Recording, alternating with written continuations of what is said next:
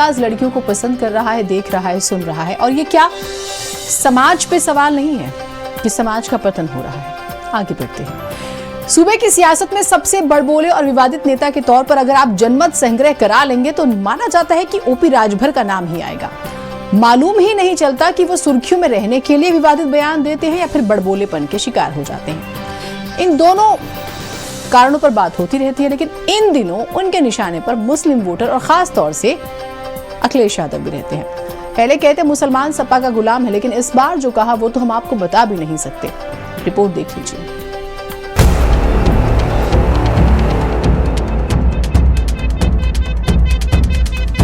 18% vote मुसलमान देता है समाजवादी पार्टी। एक कैरियर पर बैठता है। अब आप थोड़ा पीछे कैरियर पर बैठो, देखो कितना दर्द होता है कुछ दूर जाने पर, तब न महसूस होगा। तो सुना आपने अपने राजभर साहब का जवाब नहीं। राजभर साहब योगी सरकार की कैबिनेट में शामिल हैं। इनके पास जो विभाग हैं वो आपकी जानकारी के लिए बता दें। पंचायती राज, अल्पसंख्यक कल्याण, हज और मुस्लिम वक्फ। अब ध्यान दीजिए, अल्पसंख्यक कल्याण, हज और मुस्लिम वक्फ, यानी कि अपने राजभर साहब को अल्पसंख्यकों के कल्याण के लिए काम करना है, मुसलमानों के कल्याण के लिए काम करना है। लेकिन राजभर जी तो राजभर जी हैं, वो खासकर मुसलमानों को लेकर विवादित बयान देते हैं। इस बार अपने राजभर साहब ने कहा है कि 2027 में चुनाव होने वाले हैं। कांग्रेस और सपा ये ऐलान कर दें कि इस बार सीएम की कुर्सी किसी मुस्लिम को दी जाएगी। यहाँ तक तो ठीक था। आगे राजभर साहब ने जो कहा वो आपको सुनाया ही नहीं जा सकता। वो कहते हैं कि साइकिल के कैरियर पर बैठे बैठे मुसलमानों के निजी अंग दुखने लगे हैं। 18% वोट मुसलमान देता है समाजवादी पार्टी। एक कैरियर पर बैठता है।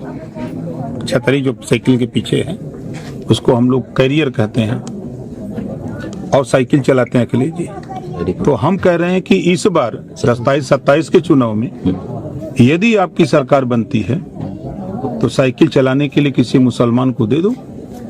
अब आप थोड़ा पीछे कैरियर पे बैठो, देखो कितना दर्द होता है कुछ दूर जाने पर, तब न महसूस होगा। वैसे कोई पहला मौका नहीं था जब राजभर जी ने अमर्यादित बात की हो। पिछले दिनों राजभर जी कहते हैं कि मुसलमान सपा का गुलाम है और मुस्लिम नेताओं को मोहम्मद साहब से सीखने की जरूरत है। हालांकि उनकी तीखी टिप्पणी अखिलेश यादव की तरफ इशारा कर रही थी। देखिए, हम गुलामों को गुलामी का एहसास करा रहे हैं। जैसा मैंने पहले भी बताया कि मुसलमान समाजवादी पार्टी का गुलाम है, उनके जो नेता हैं वो भी गुलाम हैं। हक की बात नहीं करते, शिक्षा की बात नहीं करते, स्वास्थ्य की बात नहीं करते, रोजगार की बात नहीं, अमन चैन की बात नहीं। बात किस बात की होती है? हमेशा खाली नफरत की बात होती है। और मुसलमान अगर मानता है मोहम्मद साहब को तो मोहम्मद साहब का पैगाम है भाईचारा मिल्लत का, उनका पैगाम है। लेकिन ये करते क्या है? नफरत। ओपी राजभर के निशाने पर इन दिनों खास तौर से मुसलमान हैं। कुछ राजनीति के पंडित तो कहते हैं कि राजभर अखिलेश यादव को नुकसान पहुंचाने के लिए ऐसे बयान दे रहे हैं, उनके मुस्लिम वोटों का ध्रुवीकरण करने के लिए ऐसे बयान दे रहे हैं। ऐसे में एक आंकड़े पर बहुत ज्यादा ध्यान देने की जरूरत है। उत्तर प्रदेश में करीब 20% मुस्लिम मतदाता हैं। सूबे की कुल 143 सीटों पर मुस्लिम अपना असर रखते हैं।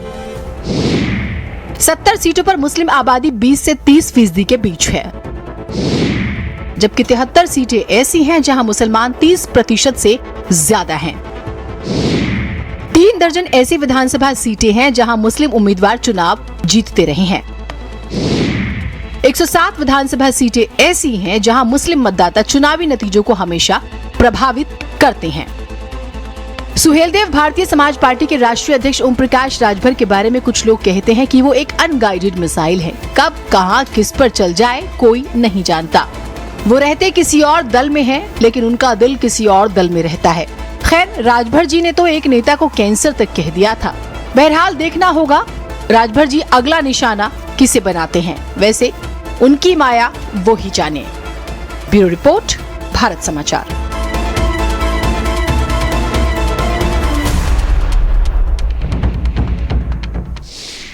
आगे बढ़ते हैं। संगम नगरी प्रयाग